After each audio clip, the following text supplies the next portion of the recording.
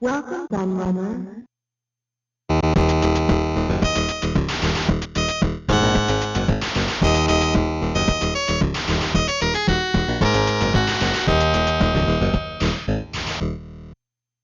When we think of retro gaming of the consoles of old, our minds usually conjure up images of vast cartridge collections or perhaps even stacks of CDs if you grew up in the late 90s rather than the decade before. You might have even owned a home computer instead back in the day, where tapes and discs were very much the norm. Either way, it's fair to say that you're never going to visualise games on a Laserdisc. But that's exactly the subject of this week's video, where I'll be looking at 5 different home systems that offered up Laserdiscs as a format to play games from. But before we get into the list itself, I feel that it's very important to give you a brief history of the media for the purpose of familiarity. Laserdiscs actually made their debut on the market way back in 1978, where the format was initially known as DiscoVision, but wasn't really taken seriously until the 80s when low-cost Japanese electronics companies started to support the format, at which point it was renamed Laserdisc to seem less American. Laserdiscs were originally envisaged as a replacement for both videotapes and cassettes, as they could store both music and video, but they never really caught on as hoped, and this was down to several factors including the high cost of producing the players themselves, general reliability of the format, huge size of the discs themselves, 30cm or 12 inches if you wondered, and when compared to videotapes, the inability to record. They did gain a small following in both Japan and the United States, but apparently they never accounted for more than 10% of the market. A total of 16.8 million Laserdisc players were sold worldwide, of which 9.5 million were sold by Pioneer, which won't seem so surprising once we cover their legacy with the format. Given their usage as both a medium for storing music and video, it's unsurprising that the format was also considered as a storage medium for video games too. And it wasn't that long before results of these experiments could be seen, starting in the arcades with Sega's Astron Belt in 1982, but most notably with Cinematronics' Dragon's Lair the year after, which quickly became one of the best-selling coin-ops of all time, despite the huge expense involved in acquiring the cabinets. Success in the arcades naturally prompted usage with home systems, and that's what we'll be exploring momentarily. So now we've covered off this history and familiarised you all with the giant shiny spheres that provide the basis of this video, it's time to get on with the main event as I proudly present the story of 5 failed Laserdisc consoles. The Pioneer Combination CD Laserdisc player with a 60% sharper picture than most VCRs and the incredible clarity of CD sound. It makes movies, music and concerts truly come to life. Enter Pioneer's Laser Digital Dream Stakes. And zap, you could win a trip or 2 to Pioneer in Japan to receive the super system of your dreams. Entry forms at your Pioneer dealer.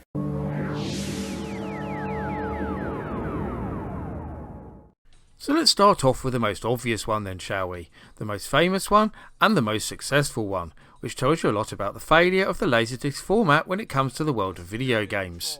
In fact, it's also worth noting that I did a standalone amazing facts video on the Pioneer Laseractive some time ago, which I'll link in the comments for those who want to find out more. Released in August 1993 in Japan, with North American and European debuts happening in successive months, the Pioneer Laseractive was a particularly interesting console, not only because it could play its own games, but also ones for the Sega Mega Drive and NEC PC Engine via special packs that slotted into the main unit itself. This included both CD and cartridge games and also allowed you to use all original controllers too. And an interesting feature of these packs is that some Laseractive games actually require them to supply the on-screen graphics, so without them the library is very limited indeed, mostly comprising of generic full-motion video titles and educational products. Another very cool pack for the Laseractive was one that turned the console into a fully featured karaoke machine. This not only made the unit fully compatible with all laser karaoke titles, it also added a lot of extra functionality too. The front panel of the karaoke pack has 2 standard microphone inputs, both with their own separate volume controls, as well as tone control too. There was also the ability to program the unit, select different modes, and turn surround sound on or off, giving it all the same functionality of a similar CD-based karaoke unit of the time. However, these packs did make an already expensive console even more expensive still. In fact, a complete laser-active setup, including all packs, reportedly cost $2,550, which is a jaw-dropping $4,700 in today's money. So yeah, it's easy to see why the system failed.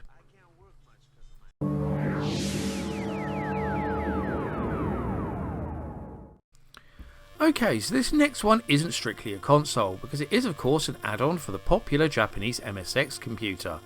Although you could buy a complete MSX setup with the Laserdisc player too, and that's the main reason I'm covering it next, because the company behind the concept was none other than Pioneer. Yes, the same people behind the Laseractive, although fellow MSX computer manufacturers Sony and Philips also jumped on board with the format too.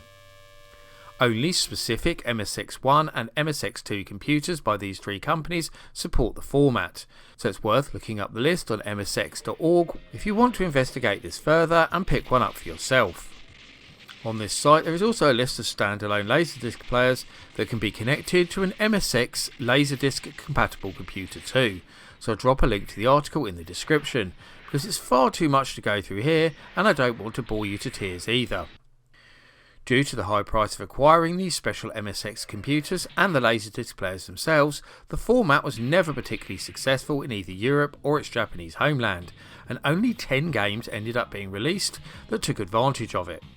Although these did include excellent ports of the well-known Laserdisc arcade games Badlands by Konami and Sega's Astron Belt.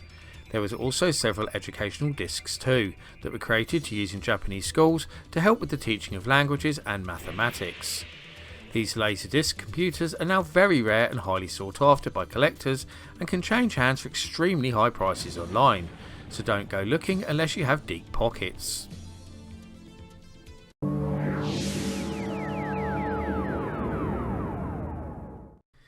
Okay, so the next one isn't a console either, but yeah, calling the video 5 failed Laserdisc consoles, computers and add-ons would have been far too long-winded, so you'll just have to let me off with this one. But I'd argue that this is the most interesting and important entry on the list, so I'm sure that you'll all be glad that I included it, especially when you discover that it predates the very first Laserdisc arcade game, Sega's Astron Belt, by nearly a year. Now I should start by mentioning that this wasn't a specific format or even designed as such. It's just a single game that relies on you owning a very specific setup and starts with a basic listing that was printed in the January 1982 issue of Creative Computing magazine. This program was called Adventures in Videoland and was written by one David Lubar. If his name sounds familiar, it should do, as he soon became one of the most prolific games designers in the industry, working for companies like Sirius Software, Activision, Absolute Entertainment and Majesco, where he worked on big name titles like Shanghai, River Raid 2, Hacker, Fantastic Voyage and Home Alone. As well as typing in this listing and saving it to disk, you would also need a copy of the 1977 DiscoVision movie Roller Coaster. Now let's get on to the hardware side of things, because as well as an Apple II computer, you would also need an Aurora OmniScan card and a Pioneer VP1000 Laserdisc player. This last part is very specific, because it's the only player that will work with this setup. The OmniScan card wasn't the serial interface as you might think, but something much more rudimentary. It basically worked like a wired remote control, sending commands to the Pioneer VP1000 to stop, skip and play. And as if the Apple II wasn't already expensive itself, the card and Laserdisc player would have set you back the equivalent of just over $3,000 in today's money. At least the game was free, I suppose. The game itself is a text adventure that was specifically written to go along with what you would see on the screen. So yes, if you haven't already guessed, you would need to have the movie playing on your TV, with the game running on your Apple II monitor, watching both screens at once. I'm not aware of this double screen setup ever being used again for anything else. Although the game was pretty basic in more ways than one, it actually worked pretty well, and if you want to try it for yourself, there are several clever people who have got it running in emulation.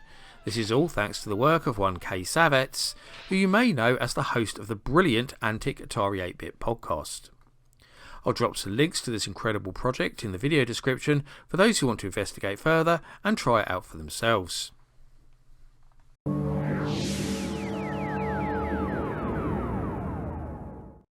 I've already talked about the very first Laserdisc based video game to appear in arcades, Sega's Astron Belt in 1982, but it's also worth noting that the concept was being experimented with long before its debut, particularly at Atari, who had set up a special R&D division to investigate uses for the media way back in 1979.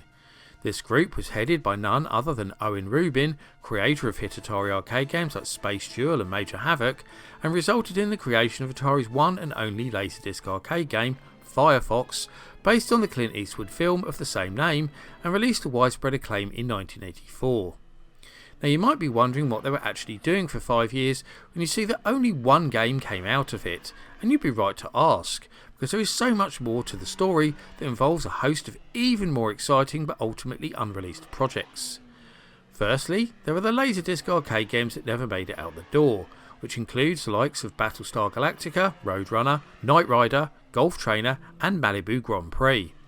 These got cancelled for a number of different reasons, including the high cost of the technology, its poor reliability, and the eventual split of Atari that saw Jack Tramiel take control of the company's consumer division. And that leads us on very nicely to the main part of this particular story, because the most exciting development within Atari's Laserdisc division was aimed at that consumer market that Warner Bros. Chose to sell on. And this was the development of a Laserdisc add-on for the then state-of-the-art Atari 7800 Pro System console. After the failure of the 5200, Warner Bros. Had turned to an external company to develop a true successor to the best-selling 2600 VCS. That group was the General Computer Corporation, better known as GCC, who had already been developing numerous home and arcade-based games for Atari.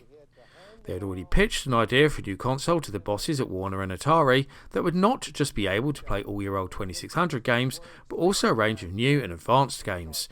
This was initially known as the 3600 before being renamed 7800 because 2600 plus 5200 equals 7800, and this new machine brought the best of both worlds together.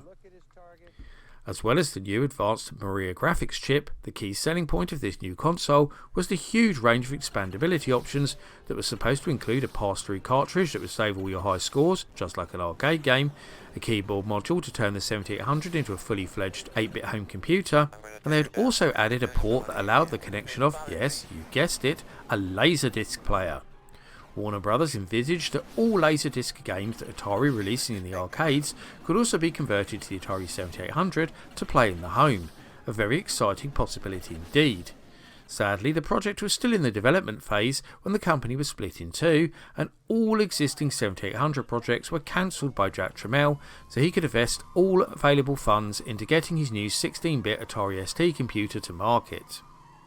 In fact, not only did Jack cancel the development of the Atari branded Laserdisc players and the interface needed to connect them up to the console, but he also decided to remove the 7800's expansion port completely, seeing it as an unneeded expense on the production line. This is why early Warner produced 7800s feature the expansion port, whilst later Atari Corp models do not. It's a real shame that this project never came to fruition, because it would have represented the first use of Laserdiscs within the console market, and would have been well ahead of its time. If you want to know more about this story, I've actually done a full-length video on the subject, which I'll link down in the description.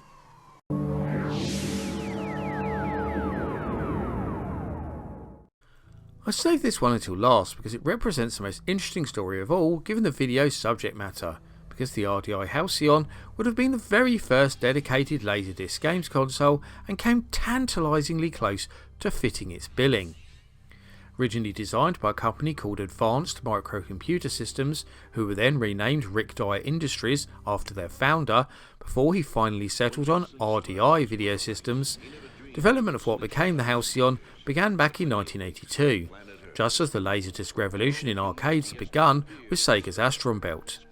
But it was the release of Dragon's Lair in 1983 that really boosted both the viability of the product and interest in the project from outside investors. And indeed, one of the very first games announced for the Houseon was an arcade-perfect port of Don Bluth's interactive animation. In In fact, RDI would form a quite close relationship with the manufacturer of that game, Cinematronics, and create 2 games for them in the form of Zyzzyx and Thayer's Quest, which would of course appear on the Houseon along with the ports of Space Ace and Dragon's Lair. The hardware setup for the console itself is very interesting indeed, because it was based around a Zilog Z80 CPU, RCA Laserdisc player and a Voltrax speech synthesizer. Though the games came on Laserdisc, they would also come with an additional ROM cartridge that was needed to provide the overlaid graphics, sound effects and speech samples. To give you an example of how this works, we'll return to Astron Belt again for a moment, because if you look at a screenshot of that game, you'll see that all the background elements are being streamed directly from the Laserdisc for a movie quality effect, but things like your ship, the score and the explosions are provided by pixelated sprites that are put on top. The RDI Houseon would have provided something very similar indeed. RDI initially penciled in a summer 1983 release date for the Houseon, but this was subsequently pushed back to the end of the year after RCA, who was supplying the Laserdisc technology, decided to pull out the market completely, citing the high cost of producing the players, which resulted in very slow sales, and the many reliability problems of the format too. This saw RDI in a panic, trying to desperately find a new partner, and they eventually found one in Pioneer, yep, it's them again, but as the specs for their players were very different to RCA's, it would mean a slight redesign of the console would be needed in order to integrate it. Further delays with the new design meant that the console wouldn't make it out in time for Christmas 1983, which was a lethal death blow for the console. RDI promised an early 1984 release date instead and failed to struggle on. But by this time investors had lost confidence, withdrew their funding, and the company was left with no other choice than to cancel the Houseon completely and declare bankruptcy. Interestingly, a small amount of units had indeed made it out the door, as well as some games, and these were even spotted being sold in a Beverly Hills audiovisual store in 1985 for a highly discounted $999, around half the originally quoted retail cost. There's no doubting what an exciting concept the RDI Houseon was. It would have been amazing to see true arcade quality Laserdisc gaming in the home in 1983, at the very same time the coin-ops were making their mark. But with a $2,000 plus price point, which would have been an incredible $6,200 adjusted for inflation, it would have ended up being even more niche than the Neo Geo home console, and I can't see how it ever could have been successful.